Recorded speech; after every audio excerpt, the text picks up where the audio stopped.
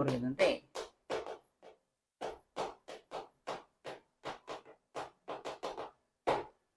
자, 기체가 일으키는 압력. 첫 번째로 기억할 건 뭐냐면 압력이란 쌤하고 같은 몸무게를 가진 아줌마하고 쌤하고 너의 발을 밟았을 때 막 이런 얘기 했었잖아. 같은 몸무게라는 건 힘에 대한 내용이고 구두로 밟았을 때랑 하이힐로 밟았을 때는 바로 면적. 저기 면적이라고 나와 있죠. 면적이라고 나와 있어. 면적. 넓이만 넓이. 면의 넓이, 면적. 자, 그래서 넓이에 대한 힘을 가했을 때 압력을 가했다라고 말을 합니다. 넓이는 그래서 좁은 면적일수록 압력이 크게 되는 거지. 그래서 하이힐이 더 아팠던 거야. 그런 얘기 했었고요. 그리고 잠깐만요.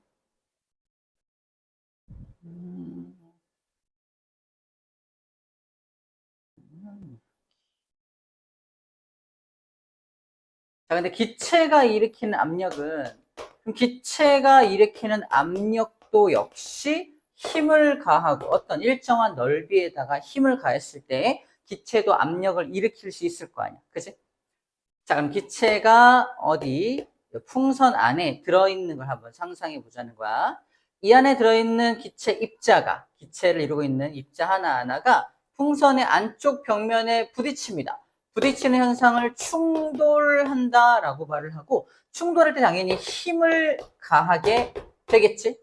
그리고 요만큼의 넓이에, 일단 일정한 넓이에 힘을 가하게 되므로 충돌한다는 것이 일정한 넓이에 힘을 가하게 되는 것이므로 충돌한다는 것 자체가 뭐다? 바로 압력을 발생시키고 있는 것이다 라는 겁니다. 그럼 어떻게 하면 압력이 커지냐? 기체가 압력이 커지는 방법은 충돌을 더 많이 하게 하면 압력이 더 세질 거라는 거지. 충돌을 더 많이 하게 되면. 충돌을 많이 하는 방법에 대해서 우리가 고안을 해봤죠. 충돌을 많이 할 수 있는 방법, 다시 말해서 이쪽 안에 압력을 더 키울 수 있는 방법. 다른 말로 이 안에 압력이 커지면 풍선이 커질 거 아니야. 그래서 풍선이 더 커지게 하는 방법에 대해서 얘기를 했었던 거야. 첫 번째가 공기를 더 많이 불어넣는 거. 공기를 더 많이 불어넣으면 기체 입자의 개수가 더 많이 늘어날 테니까 당연히 안쪽 벽면에 충돌하는 횟수가 더 증가하게 되겠지. 그러므로 압력이 커지게 될 겁니다. 맞죠? 또 어떤 방법이 있냐면요. 얘네들을 기체 분자 3개가 있다 썼을 때 얘네들을 더 좁은 공간에다 가둬버리는 거야. 좁은 공간에 가두면 더 충돌을 꽝꽝꽝꽝 많이 할 거 아니야. 그래서 면적, 넓이라서 공간의 크기, 기체가 되는 공간의 크기를 줄여주게 되면 기체의 압력이 더 커지게 됩니다. 공간을 줄이면 더 충돌을 더 많이 하게 되니까 우리 여기 충돌을 더 많이 할 수 있는 방법을 찾아주면 돼요. 세 번째 방법은 이 풍선의 온도를 높여주는 방법이야. 풍선의 온도를 높여주면요, 이 기체 입자들이 더 엄청나게 빠른 속도로 움직일 테니까 충돌을 더 많이 하게 되겠죠. 온도를 높여주는 3가지 방법이 기체의 압력을 키우는 방법입니다. 이 온도를 높여주는 방법이 오늘 마지막에 배울 샤를의 법칙이에요. 샤를의 법칙.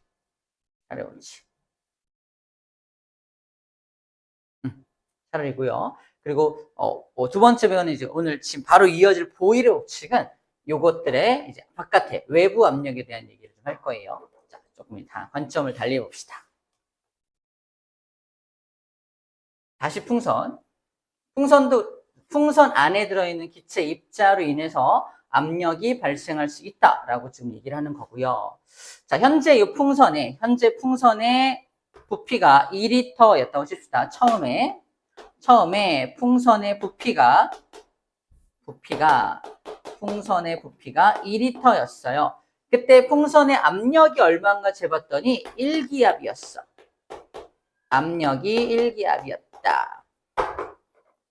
부피와 압력을 볼 건데, 자, 이 안에가 1기압인 이유가 뭔가 봤더니 바깥에서 얘를 누르는 압력이 1기압이기 때문이야. 기억나나? 우리 지구가 있으면 지구의 대기권이 무려 몇 킬로미터? 1000km가 우리 대기권인데 이 공기도 무게가 있다 없다? 있죠? 공기가 무게가 있으니까 우리 꽉 누를 거 아니야? 그래서 공기가 누르는 그 무게 때문에 압력이 발생하게 된다. 그러므로 A라는 나한테 발생하는 압력이 공기 1000km의 공기가 나를 누르는 압력. 그걸 우리는 무슨 기압이라 했다? 1기압이라고 했다. 저 바깥에는 공기가 존재하는 이상 1기압이라는 압력이 항상 존재하는 거야. 근데 풍선이 이만한 형태로 유지되고 있다는 건 이 안의 압력도 1기압이 발생되고 있기 때문인 겁니다. 안쪽의 압력과 바깥쪽의 압력이 같기 때문에 풍선이 이 형태를 유지하고 있다는 거지.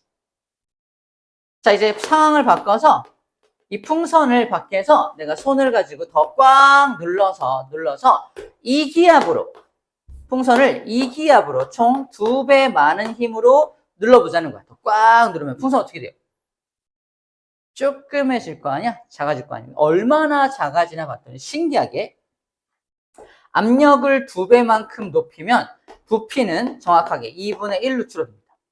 그래서 1리터로 줄어들게 돼요.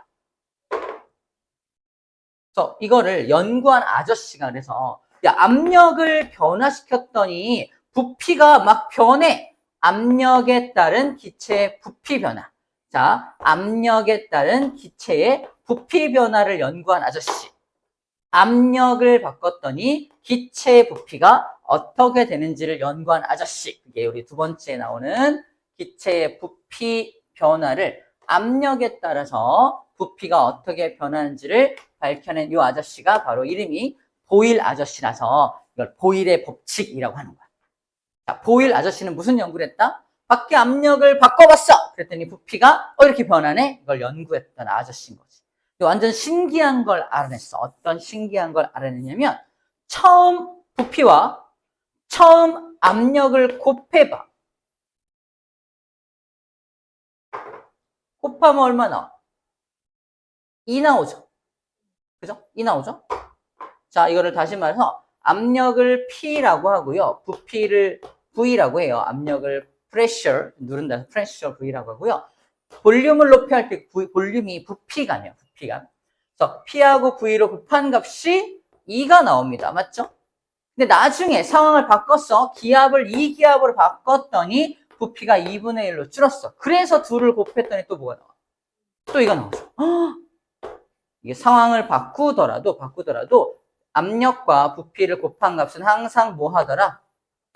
같더라. 즉 일정하게 나오더라.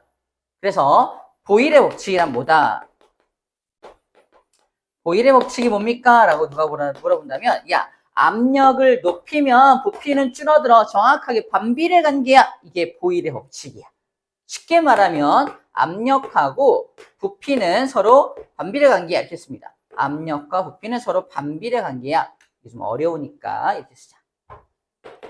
압력하고 부피는 서로 반비례 관계야 라고 말하는 거야. 이걸 어려운 기호로 프레셔하고 부피가 서로 반비례 관계 이렇게 쓰는 거야. 같은 말이야. 이렇게 쓰는 겁니다. 자, 이거를 그래서 이거를 좀 공식화 시킨 게 뭐냐면 그래서 처음 압력과 처음 부피를 곱한 값은 처음 압력과 처음 부피를 곱한 값은 나중 압력과 나중 부피를 곱한 값과 어때요? 항상 같죠? 뭐하다? 일정하다라고 써있는 겁니다. 우리 교재 18쪽에 맨 밑에 나와 있는 요게 바로 그 내용입니다. 압력과 부피를 곱한 값은 항상 일정해. 처음 압력과 처음 부피를 곱한 값은 나중 압력과 나중 부피를 곱한 값과 항상 같게 나와 라는 뜻이에요. 어려운 기호처럼 보이지만 단순하게 우리 풍선의 예를 떠올리면 풍선을 1기압으로 눌렀을 때 2리터였는데 2기압으로 바꾸면 1리터로 줄어들어. 그거를 그 현상을 굳이 공식으로 표현한 게 이런 공식이라는 겁니다. 자, 이거 그래프로 옮긴 게 밑에 그래프다. 그래프로 옮기면 처음에 압력이 1압력 P, 그냥 P라는 압력일 때 부피가 4V였다면 4리터였다면 이렇게 보면 돼. 압력이 1일 때 얘가 4리터였다면 압력을 2배로 높이면 이 압력으로 바꾸면 2분의 1을 줄 테니까 2V가 되는 거예요. 보이죠?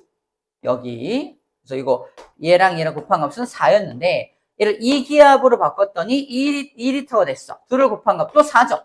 똑같이 4가 나오죠.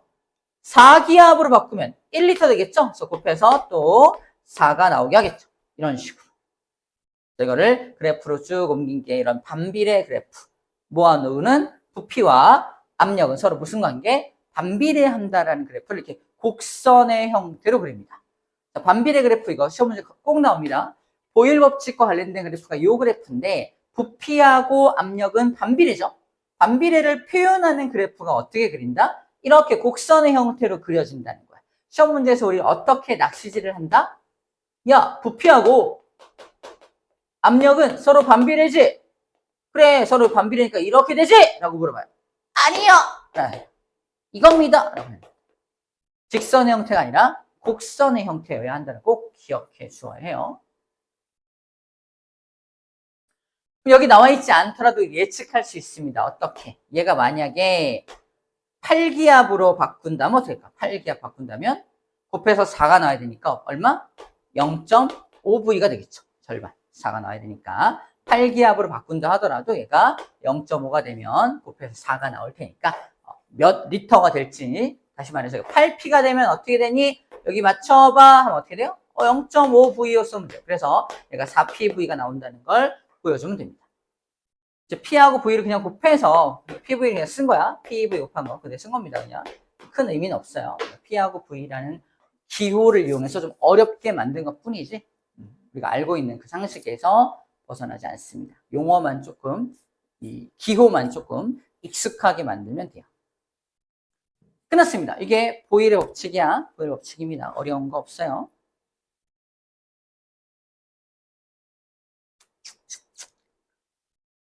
좋아요. 자, 일단 얘를 좀 먼저 보고서 문제를 좀 풀자. 다음 장 넘겨볼까? 20쪽에 얘를 좀 먼저 볼게요. 예를 보면은 보일 법칙과 관련된 생활 속 현상 그래서 이렇게 나오는데 자, 보일 법칙을 찾는 방법은 됐다 간단해. 압력이 변함에 따라서 자, 압력이 변함에 따라서 부피가 어떻게 변하는지를 살펴보자는 거잖아. 빠져있는 게 뭐야? 온도는 지금 빠져있죠? 온도는 변함이 없어야 돼. 이게 이 보일의 법칙을 찾는 요령이야.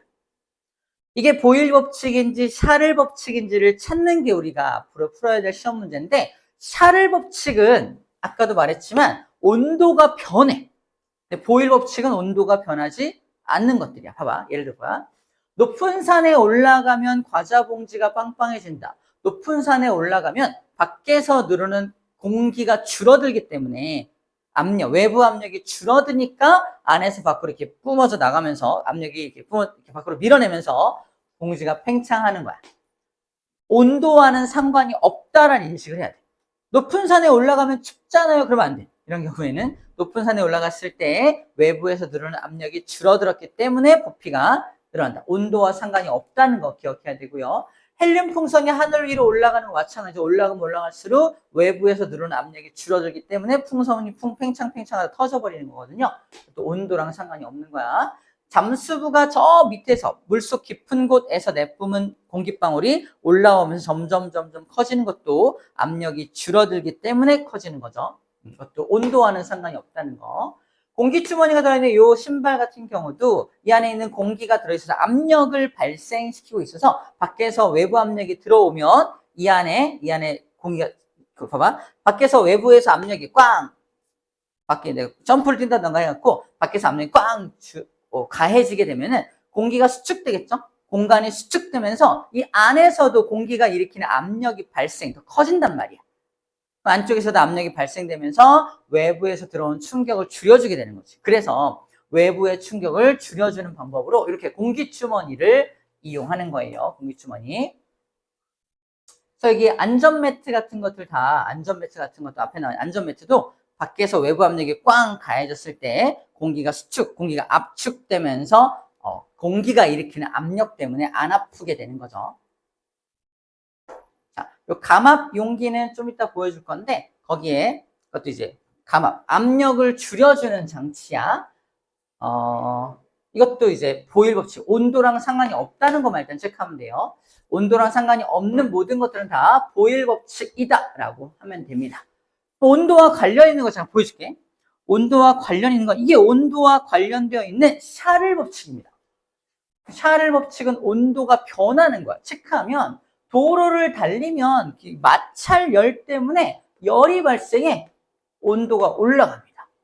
그 다음에 열기구, 가열하면 그죠? 온도가 올라가는 상황이고요. 여름철 온도가 올라가는 상황이고요. 뜨거운 물 온도가 올라가는 상황이고요. 두 손으로 감싸지면 내가 열을 공급하는 상황이야. 모두 열을 공급하는 상황들이 제시되어 있습니다. 이런 것들은 다 샤를 법칙으로 정리하면 돼요. 자, 선생님이 보일 법칙과 샤를 법칙을 구분할 수 있는, 크게 구분할 수 있는 방법만 먼저 설명을 좀 해줬어요. 자세한 건 또 보면서 합시다. 오케이, 일단은 문제 풀어봅시다. 문제 풀어보고 19쪽 나머지 문제 있죠? 거기 좀 풀고 갈게요.